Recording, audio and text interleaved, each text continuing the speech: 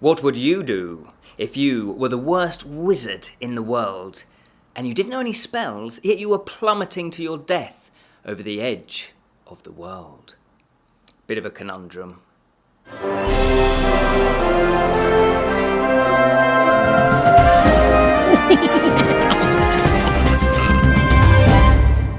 Hello and welcome to the Friday Fantasy Show from the Bottled Imp, exploring the realms of fantasy.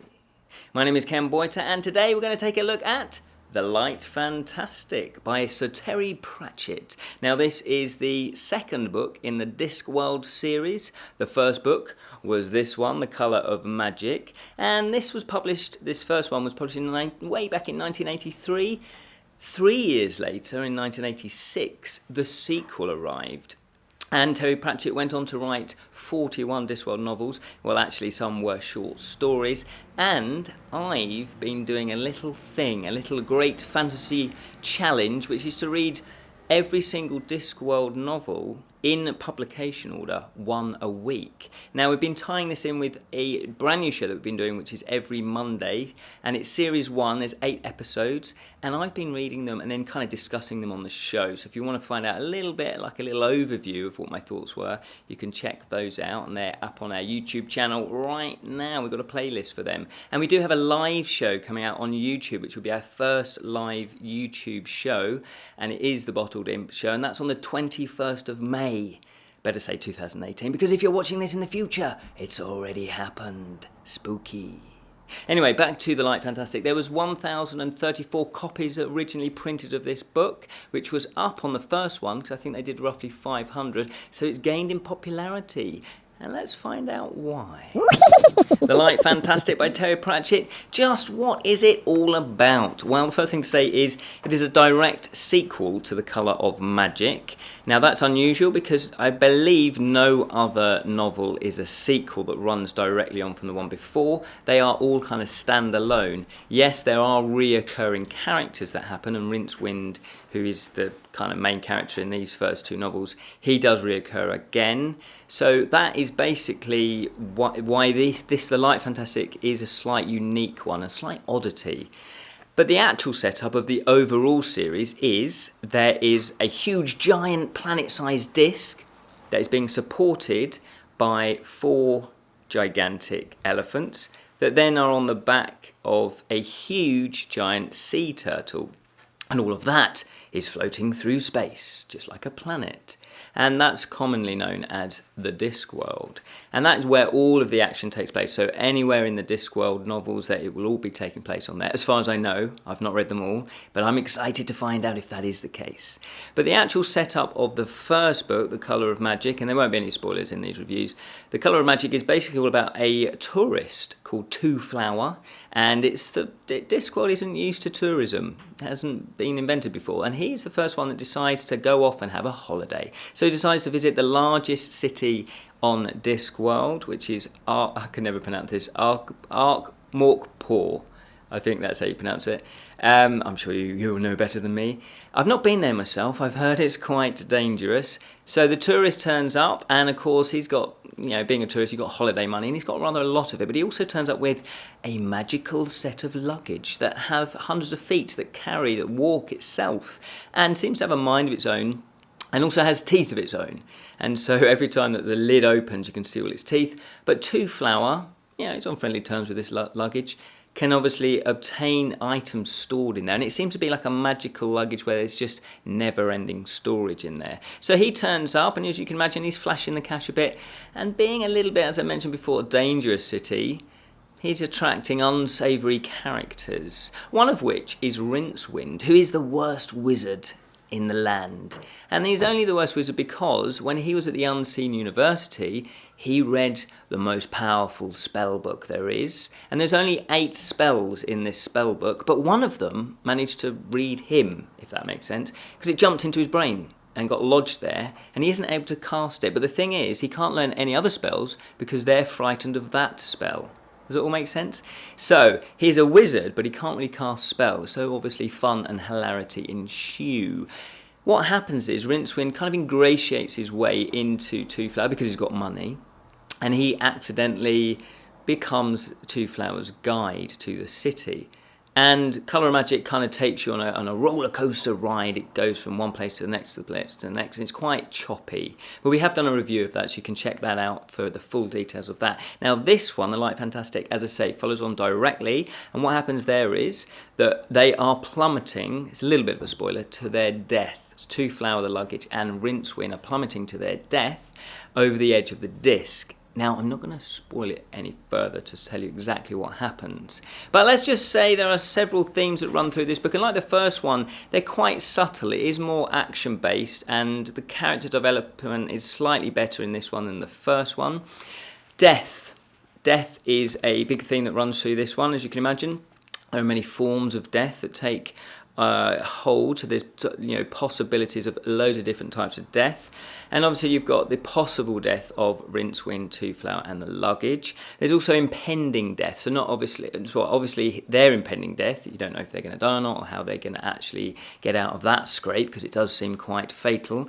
But there is a large red star that appears in space just above the planet, and everybody starts to see it, and it causes a bit of chaos, as you can imagine. It's like an omen, like, oh no, this is it, this is the end of the world. And this star, big huge star, seems to be getting closer and closer over the course of the book. So obviously you've got impending death, and that is all connected. I won't spoil it too much about this big powerful book, because all the spells, all of 8 of them, need to be read at the same time.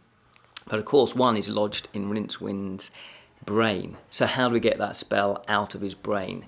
Well, that is where the plot that's the main plot of there. And also you've got lots of deaths that come along. Obviously it's a kind of action fantasy story, so there is going to be some deaths along the way, as you can imagine. It's kind of more your kind of epic fantasy, where there's kind of good versus evil along the way. I know it's more high fantasy maybe. We really do need to nail down what these terminology is, so we're going to do a series of that in the future. And then of course there's actual death turns up.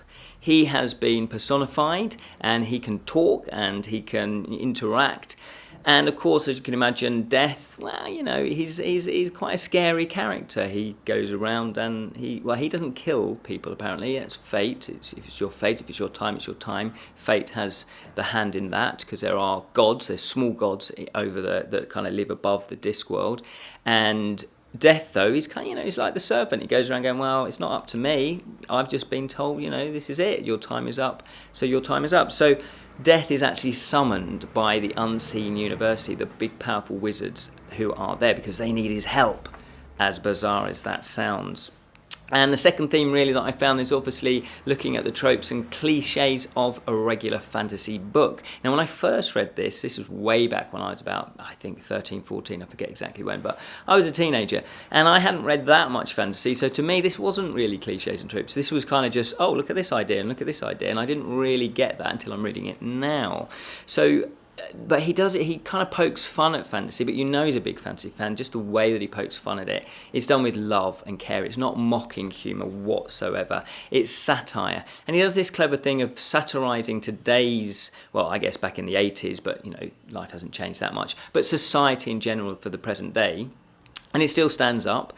I think there was one reference, I can't remember which book now because I've read 4 or 5 of them, where it mentions a Walkman.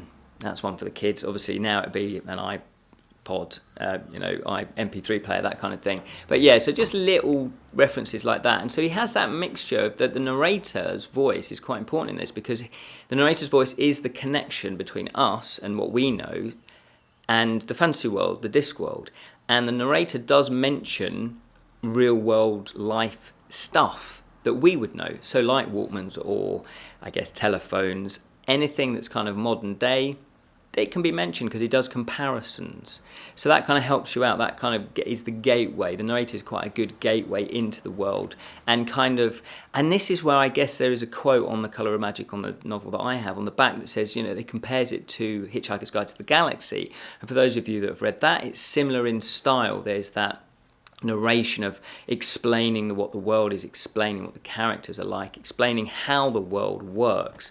And I struggle with that sometimes, because it's like, well, you're kind of a filter to the actual action. But if you get a good narration voice, which Terry Pratchett is, or the narrator he's created for this, he's not really named or anything like that. He doesn't refer to himself, I don't think, as the first person.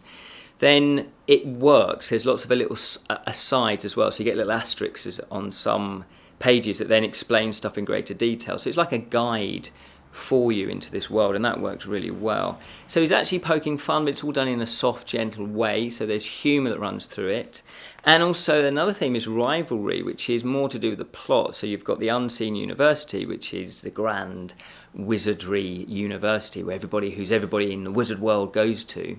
But it's all not sugar and spice, it's all things horrible and backstabby, because they're all rivals, really. They all pretend to be nice, and on the face of it, they're, oh, hello, yeah, well, yeah, friendly. But no, they're all after the top job. They're all trying to climb the greasy, wizardy ladder, which I'm sure is very dangerous because you've got magic involved, and people that can cast magic are presumably slightly more dangerous than non-magic users. So there's fun to be had there because you've got like a duality going on where they're all trying to be nice to each other, but then secretly they're all plotting the death. So it's a known thing that they try and assassinate each other. So again, you've got that death theme running through this theme as well. So that is quite a cool interlinking of the two themes you've got going on.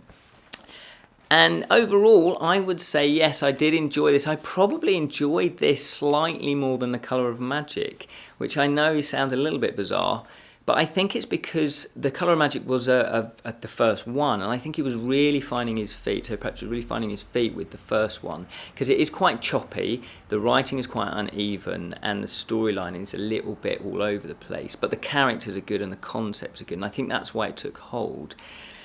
And the humour as well. This one, he's kind of really eased into it. He's kind of evened out the storyline. It doesn't feel like so choppy, and it feels like there's just a little bit more focus on maybe the important things. He doesn't get so sidetracked as much, or the plot and the stories don't get as sidetracked as much. The first one actually feels like a series of short stories in a way, because they kind of focus on one group of characters, then another group of characters, another group of characters. They don't really interlink. Where this one is a little bit more like a traditional novel where they kind of all link it in together. So you've got the main story and then subplots feeding into the main story and vice versa. So it just feels a little bit more even, and I think I enjoyed that a little bit more because I could keep up with what was going on. I did get slightly lost with The Colour of Magic. The narrator, as I was mentioning before, is still present, and I think the narrator's voice, he's worked out kind of what the narrator is for. I think on the first one it was a little bit trying to be jokey too much.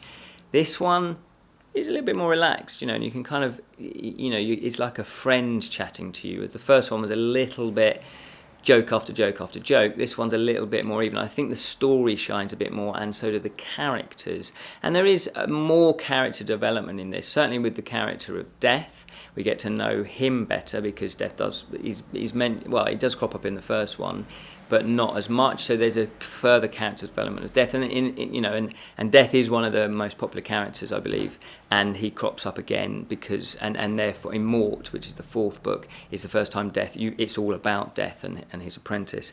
So there's some good early characters here that then get repeated. I believe in The Colour of Magic, Granny Weatherwax turns up, and then she turns up again in the third book. So you can see him starting to unpack. It's like like a picnic hamper, and you open it up and you've got all these concepts and ideas and characters and storylines, and it's all jumbling around in his head.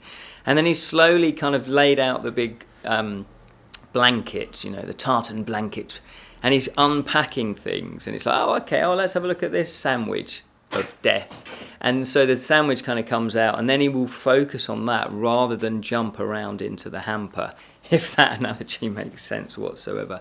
So I did enjoy this slightly better, and as a sequel I think it does strengthen the first one, because you do care about the characters, and that's not necessarily because you get totally emotionally hooked to them, but they're just fun, and there's lots of good concepts in there, so they're likeable characters. I think that's why you go with it. So there you go, The Light Fantastic by Terry Pratchett. Thank you so much for watching. There we go, we smacked this review right out of the park, as they say the kids say. Who says that? I don't think anybody says that. Anyway, that's The Light Fantastic by Terry Pratchett. It's the sequel, as I say, to The Colour of Magic. So obviously you want to start with this one and then you want to go on to this one. What I will say is I was surprised because the covers, they do look very cartoonish. And when I was a kid, I thought they were going to be more child friendly, and a lot of the adult references kind of went over my head, I think. But now I read this and I think, no, they were never intended for children. These aren't kids' books, so don't be fooled by the covers. That really just reflects the humour that runs through it. And I looked on the back, it doesn't say children's book or anything like that. That was just my mistake, and I don't know if it's a misdirection through marketing, but I always assumed they were kids' book. And I think there is a series, I think the Tiffany Archer series within Discworld is specifically written for children. And he did do, obviously, books that are specifically for children. So, yeah, interesting. It's adult humour. I think there's even a swear word in one of these ones. I can't remember which. So there we are. Thank you so much for watching. Remember, we do have this new series, The Bottled Imp Show, that runs for 8 episodes. We are on episode 7. We're just about to film episode 7. And then we've got our live show, which is the 21st of May at 8 p.m. UK time. But you can find out all the details on our Facebook. There's a Facebook page, so go to The Bottled Imp on Facebook. Or if you want to join a group, if you like interacting with fellow imps, I was going to say fellow nerds, but that's a bit cruel. Well, we're all nerds, aren't we? And geeks. If you want to interact with fellow people that like fantasy, all sorts, and you can post things up and get a discussion going, go to our group, which is the Bottled Imp Fellowship. Search for that, click the join button and we'll add you in. Plus we have a Twitter account and we also have an Instagram account. Oh yeah, baby, we know our social media. Anyway, thank you so much for watching. Remember to keep it unreal, especially if you are luggage with legs.